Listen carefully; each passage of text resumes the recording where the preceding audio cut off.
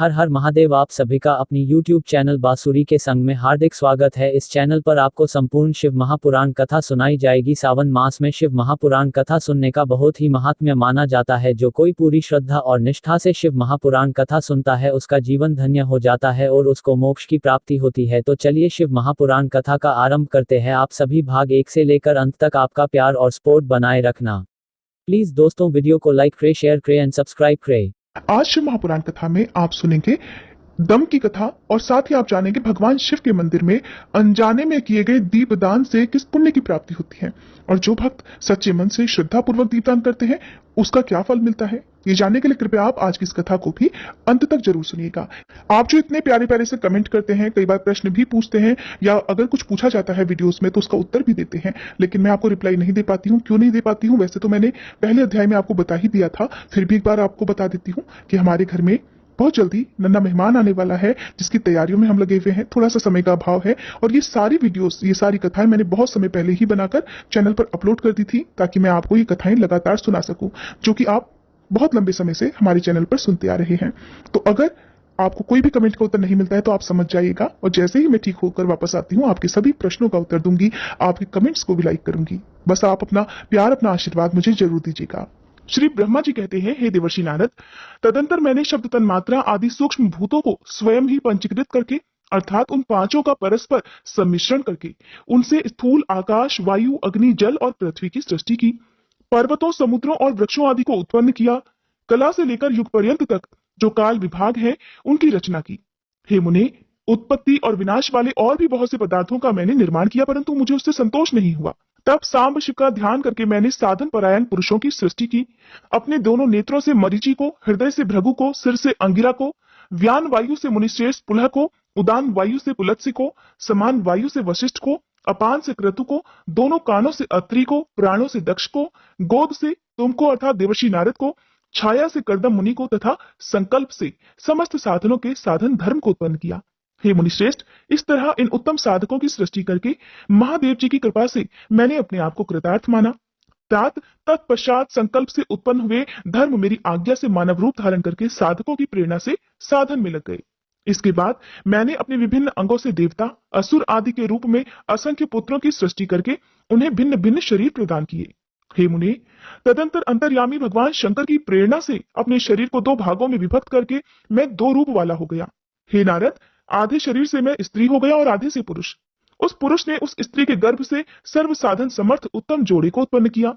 उस जोड़े में जो पुरुष था वही स्वयंभू मनु के नाम से प्रसिद्ध हुआ। स्वयंभू मनु उच्च कोटि के साधक हुए और जो स्त्री हुई वह शतरूपा कहलाई। वह योगिनी और तपस्वी हुई। तात मनु ने वैवाहिक विधि से अत्यंत सुंदरी शतरूपा का पाणी ग्रहण किया और उससे वे मैथुन जनित सृष्टि उत्पन्न करने लगे। उन्होंने शतरूपा से प्रियव्रत और उतानपाद नाम के 2 पुत्र और 3 कन्याएं उत्पन्न की। कन्याओं के नाम थे आकुति, देवहूति और प्रसूति। मनु ने आकुति का विवाह प्रजापति रुचि के साथ किया। मझली पुत्री देवहूति कर्दम को ब्याह दी और उतानपाद की सबसे छोटी बहन प्रसूति प्रजापति दक्ष को दे दी। उनकी संतान परंपराओं से समस्त चराचर जगत व्याप्त है। रुचि से आकृति के गर्भ से यज्ञ और दक्षिणा नामक स्त्री पुरुष का जोड़ा उत्पन्न हुआ। यज्ञ के दक्षिणा से 12 पुत्र हुए। हे मुने, कर्दम द्वारा देवहूति के गर्भ से बहुत सी पुत्रियां उत्पन्न हुई। दक्ष के प्रसूति से 24 कन्याएं हुई। उनमें से श्रद्धा आदि 13 कन्याओं का विवाह दक्ष ने धर्म के साथ कर दिया। मुनीश्वर, धर्म की उन पत्नियों के नाम भी सुनो। श्रद्धा, लक्ष्मी, धृति, तुष्टि, पुष्टि, मेधा, क्रिया, बुद्धि, लज्जा, वसु, शांति, सिद्धि और कीर्ति, ये सब 13 हैं। इनमें छोटी जो शेष 11 सुलोचना कन्याएं थी उनके नाम भी इस प्रकार है: ख्याति, सती, संभूति, स्मृति, प्रीति, क्षमा, सन्नति, अनुसुईया, ऊर्जा, स्वाहा तथा स्वधा। भृगु, शिव, मरीचि, अंगिरा मुनि, पुलत्स्य, पुलह, पुनिश्रेष्ठ, क्रतु, अत्रि, वशिष्ठ, अग्नि और पितरों ने क्रमशः इन ख्याति आदि कन्याओं का पाणी ग्रहण किया। भृगु आदि मुनिश्रेष्ठ साधक है। इनकी संतानों से चराचर प्राणी सहित सारी त्रिलोकी भरी हुई है। इस प्रकार अंबिकापति महादेव जी की आज्ञा से अपने पूर्व कर्मों के अनुसार बहुत से प्राणी असंख्य श्रेष्ठ द्विजों के रूप में उत्पन्न हुए। कल्प भेद से दक्ष के 60 कन्याएं बताई गई हैं। उनमें से 10 कन्याओं का विवाह उन्होंने धर्म के साथ किया। 27 कन्याएं चंद्रमा को ब्याह दी और विधि पूर्वक 13 कन्याएं दक्ष ने कश्यप के हाथों में दे दी। नारद, उन्होंने 4 कन्याएं श्रेष्ठ रूप वाले ताक्ष अर्थात अरिष्ट नेमि को ब्याह दी तथा भृगु, अंगिरा और कुशाश्व को 2-2 कन्याएं अर्पित की। उन स्त्रियों से उनके पतियों द्वारा बहुसंख्यक चराचर प्राणियों की उत्पत्ति हुई। मुनिश्रेष्ठ, दक्ष ने महात्मा कश्यप को जिन 13 कन्याओं का विधि पूर्वक दान दिया था, उनकी संतानों से सारी त्रिलोकी व्याप्त है। स्थावर और जंगम कोई भी सृष्टि ऐसी नहीं है जो कश्यप की संतानों से शून्य हो। देवता, ऋषि, दैत्य, वृक्ष, पक्षी, पर्वत तथा तृण, लता आदि सभी कश्यप पत्नियों से पैदा हुए हैं। इस प्रकार दक्ष कन्याओं की संतानों से सारा चराचर जगत व्याप्त है। पाताल से लेकर सत्यलोक पर्यंत समस्त ब्रह्मांड निश्चय ही उनकी संतानों से सदा भरा रहता है, कभी खाली नहीं होता। इस तरह भगवान शंकर की आज्ञा से ब्रह्मा जी ने भलीभांति सृष्टि की। पूर्व काल में सर्वव्यापी शंभु ने जिन्हें तपस्या के लिए प्रकट किया था तथा रुद्रदेव ने त्रिशूल के अग्रभाग पर रखकर जिनकी सदा रक्षा की थी, वे ही सती देवी लोकहित का कार्य संपादित करने के लिए दक्ष के यहाँ प्रकट हुई थी। उन्होंने भक्तों के उद्धार के लिए अनेक लीलाएं की। इस प्रकार देवी शिवा ही सती होकर भगवान शंकर से ब्याही गई, किंतु पिता के यज्ञ में पति का अपमान देखकर उन्होंने अपने शरीर को त्याग दिया और फिर उसे ग्रहण नहीं किया। वे अपने परम पद को प्राप्त हो गई। फिर देवताओं की प्रार्थना से ही वे शिवा पार्वती रूप में प्रकट हुई और बड़ी भारी तपस्या करके पुनः भगवान शिव को उन्होंने प्राप्त कर लिया। मुनीश्वर, इस जगत में उनके नाम अनेक प्रसिद्ध हुए। उनकी कालिका, चंडिका, भद्रा, चामुंडा, विजया, जया, जयंती, भद्रकाली, दुर्गा, भगवती, कामाख्या, कामदा, अंबा, मृडानी और सर्वमंगला आदि अनेकों नाम हैं, जो भोग और मोक्ष दोनों ही देने वाले हैं। ये सभी नाम उनके गुण और कर्मों के अनुसार हैं। मुनिश्रेष्ठ, इस प्रकार मैंने सृष्टि क्रम का तुमसे वर्णन किया है। ब्रह्मांड का ये सारा भाग भगवान शिव की आज्ञा से मेरे द्वारा रचा गया है। मैं, विष्णु तथा रुद्र, ये तीन देवता गुण भेद से उन्हीं के रूप बतलाए गए हैं। वे मनोरम शिवलोक में शिवा के साथ स्वच्छंद विहार करते हैं। भगवान शिव स्वतंत्र परमात्मा है, निर्गुण और सगुण भी वे ही हैं। श्री सूत जी कहते हैं, हे मुनीश्वरों, ब्रह्मा जी की ये बात सुनकर नारद जी ने विनय पूर्वक उन्हें प्रणाम किया और फिर पूछा, भगवान, भक्त वत्सल भगवान शंकर कैलाश पर्वत पर कब गए और महात्मा कुबेर के साथ उनकी मित्रता कब हुई? परिपूर्ण मंगल विग्रह महादेव जी ने वहां क्या किया? ये सब मुझे बताइए। इसे सुनने के लिए मेरे मन में बड़ा कौतूहल है। तो ब्रह्मा जी कहने लगे, नारद सुनो, चंद्रमौली भगवान शंकर के चरित्र का वर्णन करता हूँ कि वे कैसे कैलाश पर्वत पर गए और कुबेर की उनके साथ किस प्रकार मित्रता हुई, ये सब बताता हूँ। कांपिल्य नगर में यज्ञदत्त नाम से प्रसिद्ध एक ब्राह्मण रहा करते थे, जो कि बड़े सदाचारी थे। उनका एक पुत्र हुआ जिसका नाम गुणनिधि था। वह बड़ा ही दुराचारी और जुआरी हो गया था। पिता ने अपने उस पुत्र को त्याग दिया। वह घर से निकल गया और कई दिनों तक भूखा प्यासा भटकता रहा। एक दिन वह नैवेद्य चुराने की इच्छा से, अर्थात जो शिवलिंग पर चढ़ाए गए फल आदि होते हैं, भोग होता है, उसे नैवेद्य कहते हैं, इस इच्छा से वह एक शिव मंदिर में गया। वहां उसने अपने वस्त्र को जलाकर उजाला किया, ये मानो उसके द्वारा भगवान शिव के लिए किया गया दीपदान हो। इसके बाद वह चोरी में पकड़ा गया और उसे प्राणदंड मिला। अपने कुकर्मों के कारण वह यमदूतों द्वारा बांधा गया। इतने में ही भगवान शंकर के पार्षद वहां आ पहुंचे और उन्होंने उसे उनके बंधन से छुड़ा दिया। शिव गणों के संगम से उसका हृदय शुद्ध हो गया था, अतः वह उन्हीं के साथ तत्काल शिवलोक में चला गया। वहां सारे दिव्य भोगों का उपभोग तथा उमा महेश्वर का दर्शन करके कालांतर में वह कलिंगराज अरिंदम का पुत्र हुआ। वहां उसका नाम था दम। वह नित्य निरंतर भगवान शिव की सेवा में लगा रहता था। बालक होने पर भी वह दूसरे बालकों के साथ शिव जी का भजन किया करता था। वह क्रमशः युवावस्था को प्राप्त हुआ और फिर पिता के परलोक गमन के बाद राज सिंहासन पर बैठा। राजा दम बड़ी प्रसन्नता के साथ सब ओर शिव धर्मों का प्रचार करने लगे। भूपाल दम का दमन करना दूसरों के लिए सर्वथा कठिन था। हे ब्राह्मण, समस्त शिवालयों में दीपदान करने के अलावा वे दूसरे किसी धर्म को नहीं जानते थे। उन्होंने अपने राज्य में रहने वाले सभी ग्रामाध्यक्षों को बुलाकर ये आज्ञा दे दी कि शिव मंदिर में दीपदान करना सभी के लिए अनिवार्य होगा। जिस जिस ग्रामाध्यक्ष के गांव के पास जितने भी शिवालय अर्थात शिव जी के मंदिर हों, वहां वहां बिना कोई विचार किए सदा ही दीप जलाने चाहिए। आजीवन इस धर्म का पालन करने के कारण राजा दम ने बहुत बड़ी धर्म संपत्ति का संचय कर लिया। फिर वे काल धर्म के अधीन हो गए। दीपदान की वासना से युक्त होने के कारण उन्होंने शिवालयों में बहुत से दीप जलवाए और उसके फलस्वरूप जन्मांतर में वे रत्नमय दीपों की प्रभा के आश्रय होकर अलकापुरी के स्वामी हुए। इस प्रकार भगवान शिव के लिए किया हुआ थोड़ा सा भी पूजन या आराधना समय आने पर महान फल जरूर देता है। ऐसा जानकर उत्तम सुख की इच्छा रखने वाले लोगों को शिव जी का भजन अवश्य ही करना चाहिए। वह दीक्षित का पुत्र जो सदा सब प्रकार के अधर्मों में ही रचा बसा रहता था, दैव योग से शिवालय में धन चुराने के लिए गया और उसने स्वार्थवश अपने कपड़े को दीपक की बत्ती बनाकर उसके प्रकाश से शिवलिंग के ऊपर का अंधेरा दूर कर दिया। इस सत्कर्म के फलस्वरूप वह कलिंग देश का राजा हुआ और धर्म में उसका अनुराग हो गया।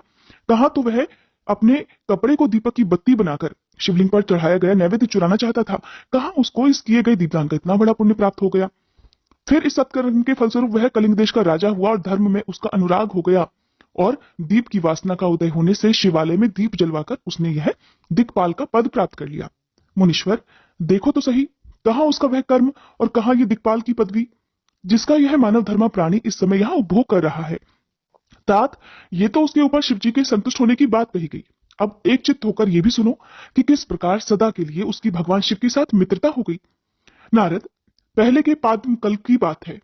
मुझ ब्रह्मा के मानस पुत्र पुलत्स से विश्रवा का जन्म हुआ और विश्रवा के पुत्र कुबेर हुए। उन्होंने पूर्व काल में अत्यंत उग्र तपस्या के द्वारा त्रिनेत्रधारी महादेव जी की आराधना करके विश्वकर्मा जी की बनाई हुई इस अलकापुरी का उपभोग किया। जब वह कल्प बीत गया और मेघ वाहन कल्प प्रारंभ हुआ, उस समय वह यज्ञदत्त का पुत्र, जो कि प्रकाश का दान करने वाला था, जो दीपदान करने वाला था, कुबेर के रूप में अत्यंत दुस्सह तपस्या करने लगा। दीपदान मात्र से मिलने वाली शिव भक्ति के प्रभाव को जानकर वह काशिकापुरी नगरी में गया और अपने चित्त रूपी रत्नमय प्रदीपों से 11 रुद्रों को उद्बोधित करके अनन्य भक्ति और स्नेह से संपन्न होकर वह तन्मयता पूर्वक शिवजी के ध्यान में मगन होकर निश्चल भाव से बैठ गया। फिर शिवलिंग की प्रतिष्ठा करके वह तब तक तपस्या में लगा रहा जब तक उसके शरीर में केवल अस्थि और चर्म मात्र ही शेष नहीं रह गए। इस प्रकार उसने लगभग 10,000 वर्षों तक कठिन तपस्या की, जिसके बाद विशालाक्षी पार्वती देवी के साथ भगवान विश्वनाथ कुबेर जी के पास आए। उन्होंने प्रसन्न चित्त से अलकापति की ओर देखा। वे तो शिवलिंग में मन को एकाग्र करके ठूंठे काठ की तरह स्थिर भाव से बैठे हुए थे। भगवान शिव ने उनसे कहा, अलकापते, मैं वर देने के लिए तत्पर हूं, तुम अपनी इच्छा बताओ। यह वाणी सुनकर तपस्या के धनी कुबेर ने जैसे ही आंखें खोलकर देखा, त्यों ही उमा वल्लभ भगवान श्रीकंठ सामने खड़े हुए दिखाई दिए। वे उदय काल के सहस्त्रों सूर्यों से भी अधिक तेजस्वी थे और उनके मस्तक पर चंद्रमा अपनी चांदनी बिखेर रही थी। भगवान शिव के तेज से उनकी आंखें चौंधिया गई, उनका तेज प्रतिहत हो गया और वे नेत्र बंद करके मनोरथ से भी परे विराजमान देव देवेश्वर शिव से कहने लगे, नाथ, मेरे नेत्रों को वह दृष्टि शक्ति दीजिए जिससे आपके चरणार बिंदों का दर्शन हो सके। स्वामिन, आपका प्रत्यक्ष दर्शन हो, यही मेरे लिए सबसे बड़ा वर है। हे प्रभु, दूसरे किसी वर से मेरा क्या प्रयोजन है। हे चंद्रशेखर, आपको नमस्कार है। कुबेर की यह बात सुनकर देवाधिदेव उमापति ने अपनी हथेली से उनका स्पर्श करके फिर उन्हें देखने की शक्ति प्रदान की। दृष्टि शक्ति मिल जाने पर यज्ञदत्त के उस पुत्र ने आंखें फाड़ फाड़ कर पहले तो उमा की ओर ही देखना शुरू कर दिया। फिर मन ही मन सोचने लगा कि भगवान शंकर के पास ये सर्वांग सुंदरी कौन है। इसने कौन सा ऐसा तप किया है जो मेरी भी तपस्या से बढ़ गया है। ये रूप, ये प्रेम, ये सौभाग्य और ये असीम शोभा, सभी कुछ अद्भुत है। वह ब्राह्मण कुमार बार बार यही कहने लगा। जब बार बार यही कहता हुआ वह क्रूर दृष्टि से उमा की ओर देखने लगा, तब वामा के अवलोकन से उसकी बाईं आंख फूट गई। तदंतर देवी पार्वती ने महादेव जी से कहा, प्रभु, ये दुष्ट तपस्वी बार बार मेरी ओर देखकर जाने क्या क्या बक रहा है। आप मेरी तपस्या के तेज को प्रकट कीजिए। देवी की ये बात सुनकर भगवान शिव ने हंसते हुए उनसे कहा, उमे, ये तुम्हारा पुत्र है और ये तुम्हें क्रूर दृष्टि से नहीं देखता बल्कि तुम्हारी तपह संपत्ति का वर्णन कर रहा है। देवी से ऐसा कहकर भगवान शिव पुनः उस ब्राह्मण कुमार से बोले, वत्स, मैं तुम्हारी तपस्या से संतुष्ट होकर तुम्हें वर देता हूँ। तुम निधियों के स्वामी और गुह्यों के राजा हो जाओ। सुव्रत, यक्षों, किन्नरों और राजाओं के भी राजा होकर पुण्य जनों के पालक और सबके लिए धन के दाता बनो। मेरे साथ तुम्हारी सदा मित्रता बनी रहेगी और मैं नित्य तुम्हारे निकट निवास करूंगा। मित्र, तुम्हारी प्रीति बढ़ाने के लिए मैं अलका के पास ही रहूंगा। आओ, इन उमा देवी के चरणों में साष्टांग प्रणाम करो, क्योंकि ये तुम्हारी माता है। हे महाभक्त यज्ञदत्त कुमार, तुम अत्यंत प्रसन्न मन से इनके चरणों में गिर जाओ। श्री ब्रह्मा जी कहते हैं, नारद, इस प्रकार वर देकर भगवान शिव ने देवी पार्वती से फिर कहा, देवेश्वरी, इस पर कृपा करो। हे तपस्विनी, ये तो तुम्हारा पुत्र है। तब भगवान शंकर की ये बात सुनकर जगदम्बा पार्वती जी ने प्रसन्नचित्त होकर यज्ञदत्त कुमार से कहा, वत्स, भगवान शिव में तुम्हारी सदा निर्मल भक्ति बनी रहे। तुम्हारी बाईं आंख तो फूट ही गई, इसलिए एक ही पिंगल नेत्र से युक्त रहो। महादेव जी ने जो वरदान दिए हैं वे सब उसी रूप में तुम्हें सुलभ हो। बेटा, मेरे रूप के प्रति ईर्ष्या करने के कारण तुम कुबेर नाम से प्रसिद्ध होगे। इस प्रकार कुबेर को वरदान देकर भगवान महेश्वर पार्वती देवी के साथ अपने विश्वेश्वर धाम में चले गए। इस तरह कुबेर ने भगवान शंकर की मित्रता प्राप्त की और अलकापुरी के पास जो कैलाश पर्वत है वह भगवान शंकर का निवास हो गया। श्री ब्रह्मा जी कहते हैं, हे नारद, हे मुने, कुबेर के तपोबल से भगवान शिव का जिस प्रकार पर्वत श्रेष्ठ कैलाश पर शुभागमन हुआ वह प्रसंग भी सुनो। कुबेर को वर देने वाले विश्वेश्वर शिव जब उन्हें निधिपति होने का वर देकर अपने उत्तम स्थान को चले गए, तब उन्होंने मन ही मन इस प्रकार विचार किया, ब्रह्मा जी के ललाट से जिनका प्रादुर्भाव हुआ है तथा जो प्रलय का कार्य संभालते हैं वे रुद्र मेरे पूर्ण स्वरूप हैं। अतः उन्हीं के रूप में मैं गुह्यकों के निवास स्थान कैलाश पर्वत को जाऊंगा। उन्हीं के रूप में मैं कुबेर का मित्र बनकर उसी पर्वत पर विलास पूर्वक रहूंगा और बड़ा भारी तप करूंगा। शिव जी की इस इच्छा का चिंतन करके उन रुद्रदेव ने कैलाश जाने के लिए उत्सुक डमरू बजाया। डमरू की वह ध्वनि जो उत्साह बढ़ाने वाली थी, तीनों लोकों में व्याप्त हो गई। उसका विचित्र और गंभीर शब्द आह्वान की गति से युक्त था, अर्थात सुनने वालों को अपने पास आने के लिए प्रेरित कर रहा था। उस ध्वनि को सुनकर मैं तथा श्री विष्णु आदि सभी देवता, ऋषि, मूर्तिमान, आगम, निगम और सिद्ध वहां आ पहुंचे। देवता और असुर आदि सब लोग बड़े उत्साह में भरकर वहां आए। भगवान शिव के समस्त पार्षद तथा सर्वलोक वंदित महाभाग गणपाल जहां कहीं भी थे वहीं से पहुंच गए। इतना कहकर ब्रह्मा जी ने वहां आए गणपालों का नामोल्लेख पूर्वक विस्तृत परिचय दिया। फिर इस प्रकार कहना प्रारंभ किया। वे कहने लगे, वहां असंख्य महाबली गणपाल पधारे। वे सब के सब सहस्त्रों भुजाओं से युक्त थे और मस्तक पर जटा का मुकुट धारण किए हुए थे। सभी चंद्रचूर्ण, नीलकंठ और त्रिलोचन थे।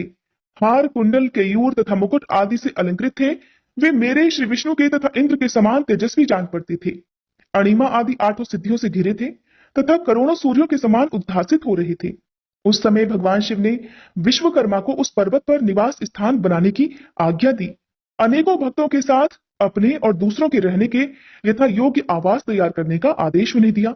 हे मुने, तब विश्वकर्मा ने भगवान शिव की आज्ञा अनुसार उस पर्वत पर जाकर शीघ्र ही नाना प्रकार के ग्रहों की रचना की। फिर श्री हरि की प्रार्थना से कुबेर पर अनुग्रह करके भगवान शिव सानंद कैलाश पर्वत पर गए। उत्तम मुहूर्त में अपने स्थान में प्रवेश करके भक्त वत्सल परमेश्वर शिव ने सबको प्रेम दान दे स्नात किया। इसके बाद आनंद से भरे हुए श्री विष्णु आदि समस्त देवताओं, मुनियों और सिद्धों ने भगवान शिव का प्रसन्नता पूर्वक अभिषेक किया। हाथों में नाना प्रकार की भेंटें लेकर सभी ने क्रमशः उनका पूजन किया और बड़े उत्सव के साथ उनकी आरती उतारी। हे मुने, उस समय आकाश से फूलों की वर्षा हुई जो मंगल सूचक थी। सब ओर जय जयकार और नमस्कार के शब्द गूंजने लगे। महान उत्साह चारों तरफ फैला हुआ था जो सबके सुख को बढ़ा रहा था। उस समय सिंहासन पर बैठकर श्री विष्णु आदि सभी देवताओं द्वारा की हुई यथोचित सेवा को बारंबार ग्रहण करते हुए भगवान शिव बड़ी शोभा पा रहे थे। देवता आदि सब लोगों ने सार्थक और प्रिय वचनों द्वारा लोक कल्याणकारी भगवान शंकर का पृथक पृथक स्तवन किया। सर्वेश्वर प्रभु ने प्रसन्न चित्त से यह स्तवन सुनकर उन सभी को प्रसन्नता पूर्वक मनोवांछित वर और अभीष्ट वस्तुएं प्रदान की। हे मुने, तदंतर श्री विष्णु के साथ मैं तथा अन्य सब देवता और मुनि मनोवांछित वस्तु पाकर आनंदित होकर भगवान शिव की आज्ञा से अपने अपने धाम को चले गए। कुबेर भी शिव जी की आज्ञा से प्रसन्नता पूर्वक अपने स्थान को गए। फिर वे भगवान शंभु, जो सर्वथा स्वतंत्र हैं, योग परायण और ध्यान तत्पर होकर पर्वत प्रवर कैलाश पर रहने लगे। कुछ काल बिना पत्नी के ही बिताकर परमेश्वर शिव ने दक्ष कन्या सती को पत्नी के रूप में प्राप्त किया। हे देवर्षि, फिर वे महेश्वर दक्ष कुमारी सती के साथ विहार करने लगे और लोकाचार परायण होकर सुख का अनुभव करने लगे। हे मुनीश्वर, इस प्रकार मैंने तुमसे यह रुद्र के अवतार का वर्णन किया है। साथ ही उनके कैलाश पर आगमन और कुबेर के साथ मित्रता का प्रसंग भी सुनाया है। कैलाश के अंतर्गत होने वाली उनकी ज्ञान वर्धिनी लीला का भी वर्णन किया, जो कि इस लोक और परलोक में सदा संपूर्ण मनोवांछित फलों को देने वाली है। जो एकाग्रचित होकर इस कथा को सुनता या पढ़ता है, वह इस लोक में भोग पाकर परलोक में मोक्ष लाभ करता है। बोले भोले शंकर भगवान की जय। इसके आगे जो कुछ भी हुआ बहुत ही रोचक है, बहुत ज्ञानवर्धक है और आपने ऐसी कथाएं कभी नहीं सुनी होंगी, इसलिए अगले अध्याय के अनुसार भी जरूर। वीडियो पसंद आए तो प्लीज लाइक करना, शेयर करना और सब्सक्राइब कर देना मेरे प्यारे दोस्तों, और कमेंट सेक्शन में हर हर महादेव लिख देना।